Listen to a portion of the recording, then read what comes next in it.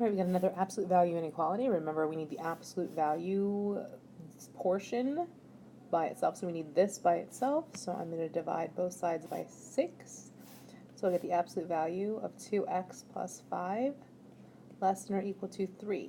And so we have one of these where it's less than or equal to, which means it's kind of in between on that number line. So really, this is a nice one.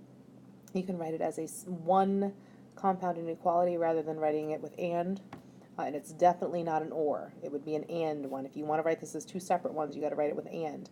But really, it's just easiest and fastest to write it as a negative 3 less than or equal to 2x plus 5 less than or equal to the positive 3. That's what I mean by in between. Okay?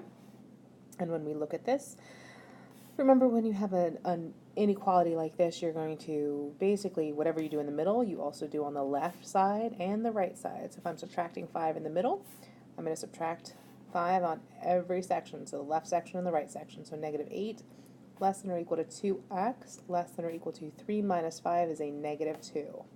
And then, of course, if I'm dividing by 2 in the middle, I need to divide by 2 on the left and on the right. So I've got a negative 4 less than or equal to x less than or equal to a negative 1. I've got my negative 4 and my negative 1. Close circle for both of them because it's less than or equal to, and then shade in between.